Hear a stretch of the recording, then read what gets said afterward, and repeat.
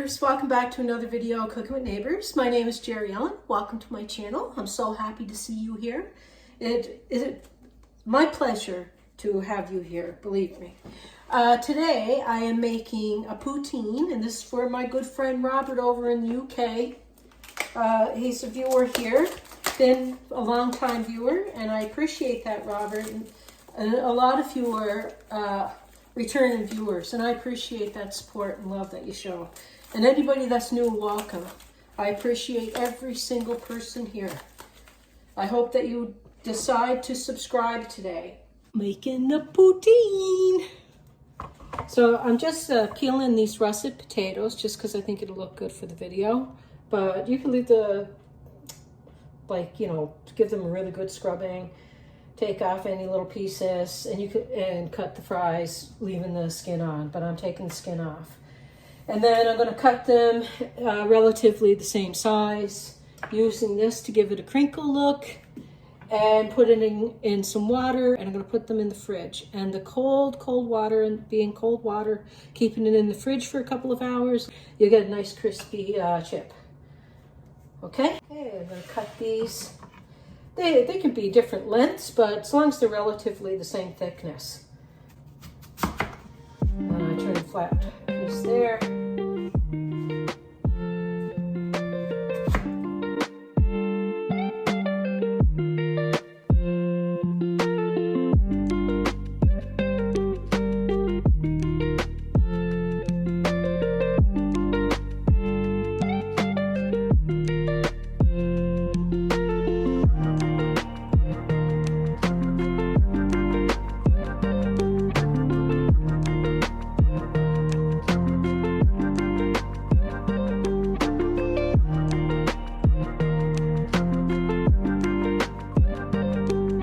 Them a bit. Want a lot of the starch, like too much starchy stuff, I want them taken off so that I can cook them crispy. Another time I'll make some home fries. I'll show you how you can freeze them. A couple of different ways you can freeze them.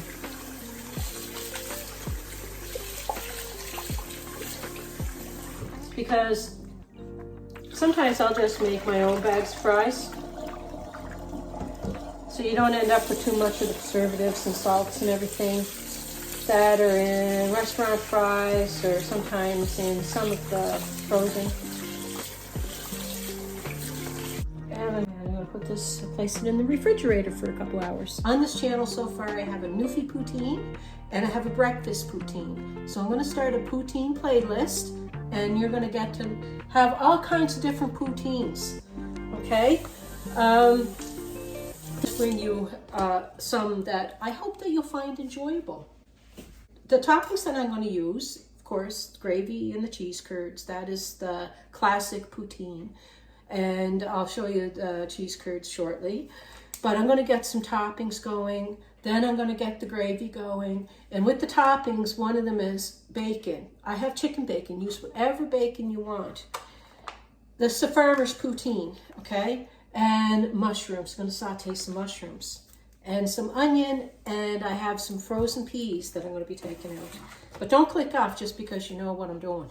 You got to watch too. Don't click off too early. Messes the algorithm. So I need you to stay here longer. Hopefully it's entertaining enough that you want to stick around. I'm chopping up some mushrooms. I like them chopped. You can have them sliced, chopped. You do whatever you want. Do them whatever way you please. Get these onions and mushrooms going. I'm definitely going to have extra fries and extra toppings because that's the way I roll. I'll show you. Anyway, I'm just going to get this done. Chop it up. Chop it up however you please.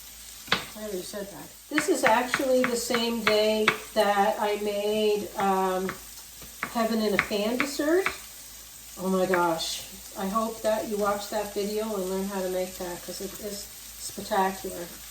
Great for the summer. Going anywhere, potlucks or barbecues, get-togethers, friends, whatever, birthday. It's really good and it freezes really well, so it's a good make-ahead. It's a great make-ahead dessert for barbecues.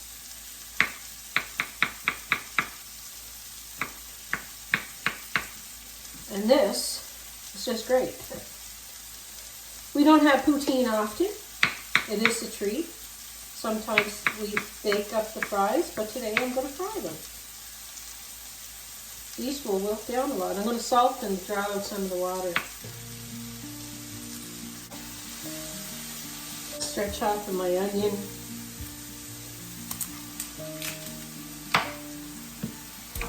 Do them however you like. It's your poutine.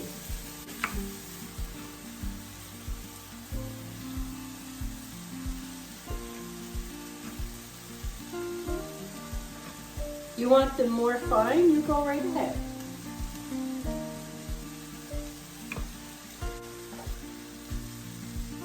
A little bit of pepper.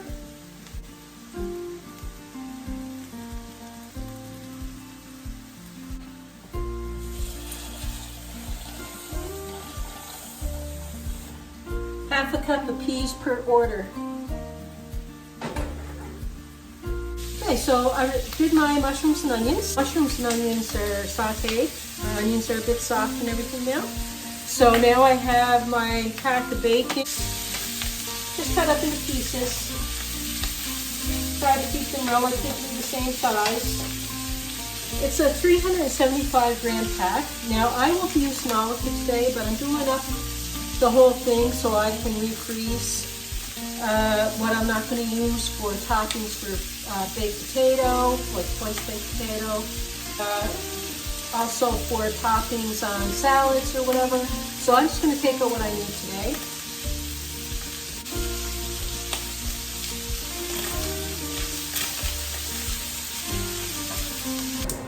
Okay, I move things around a bit so I can get the roux started to make our gravy.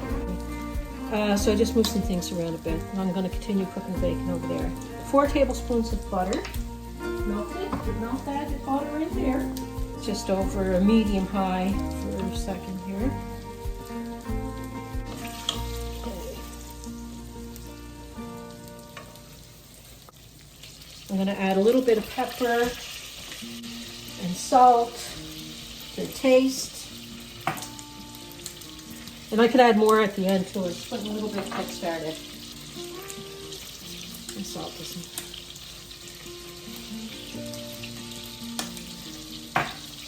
Half a cup of all-purpose flour. I'm going to have this on a medium heat. Cook the rawness out of the flour here. Turn my bacon down.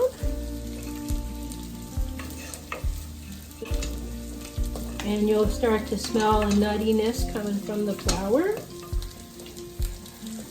I know a lot of you know this, but this is for whoever doesn't, you know.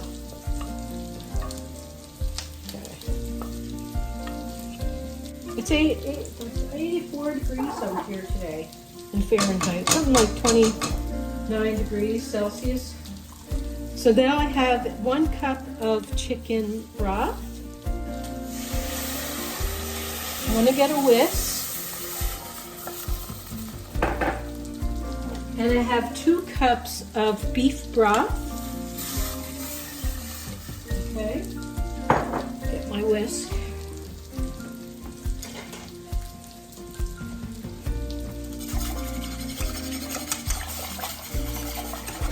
And I'm going to put a few dashes of Worcestershire.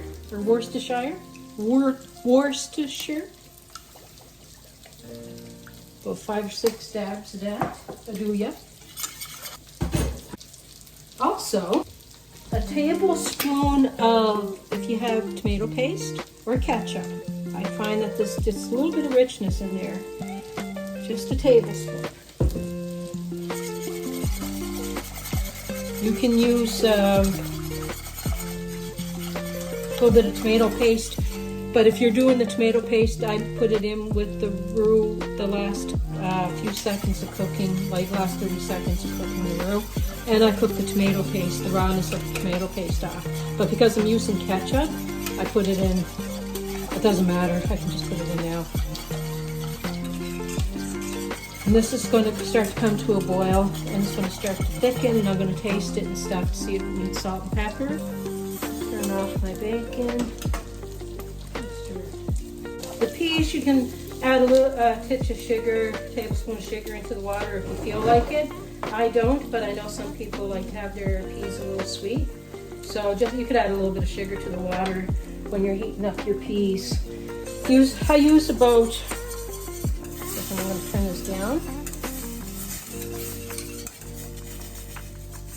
I use about a half a cup of peas on top of each order. And I use about a quarter to a third of a cup of the other mixture on top of the fries. And I'll show you the cheese in that. I'm just going to get a spoon. See, it's nice and thick now. So it clings to the back of the spoon. Okay. So, give it a little tasty poo. I'm going to add a little bit of salt and pepper to mine. Yeah, and it depends on the tastiness of your broth as well.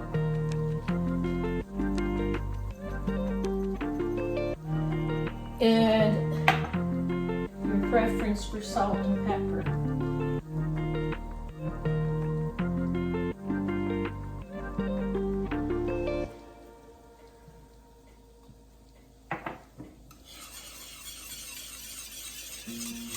You got to give it a few minutes before you do another taste. That way you make sure like the flavors, that the seasonings start to give it a chance. Give your seasonings a chance. Different spoon.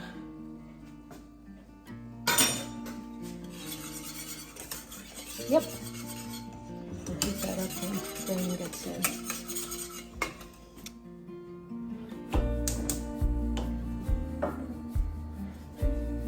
I just got cheese curds from our Walmart. So they're just Walmart brand. Some people like them really extra squeaky because cheese curds go like that, and you can feel the squeakiness, hear the squeakiness. These won't be that squeaky, they're just Walmart. Yeah, they're a little squeaky. I'm heating up some oil.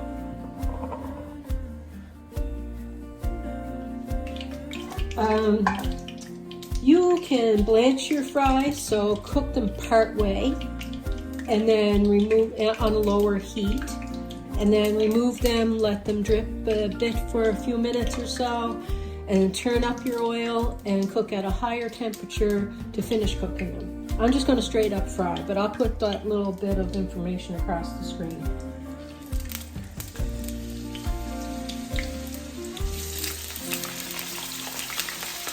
Have it on like a little bit higher than a medium heat.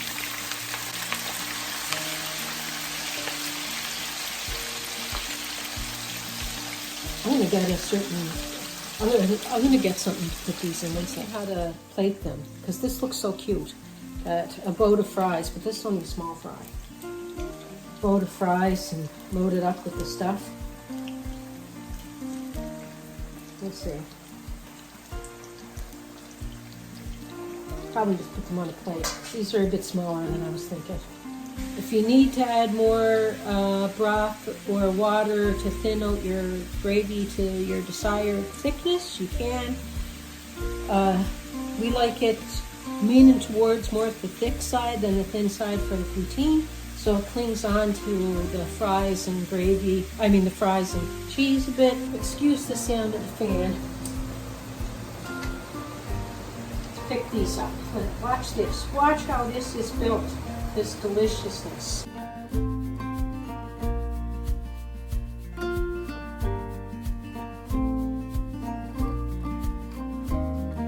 Curds.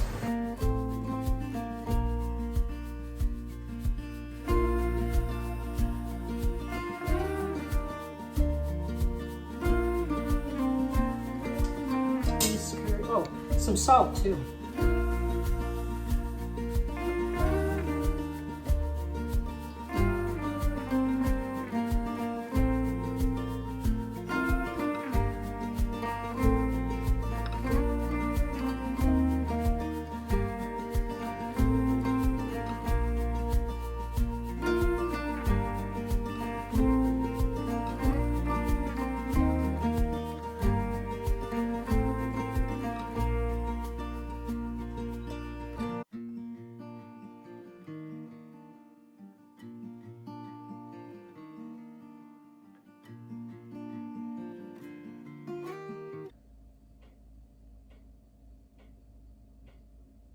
I'll have to videotape doing Graham's because look what I did. I turned the camera off. Anyway, let's have a tasty poo of that. Yes, indeed.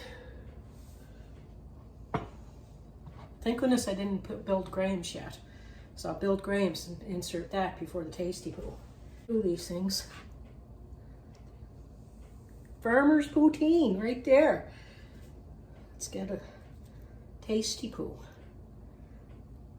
The gravy is so good with this. Hot. And the cheese, let's get some cheese curd on there. You let it sit for a minute and the heat will start melting that cheese. And you get some stringiness. This is way too much for me, but I wanted it to be epic looking. As I was building it and talking away, and then I realized, talking to myself, the squeaky cheese, the peas and gravy. Peas are, I love peas. The sauteed mushrooms and onions, and pieces of bacon throughout.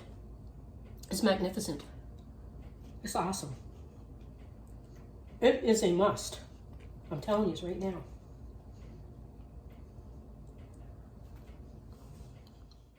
Peace, love, and God bless. Please come back again. Bye.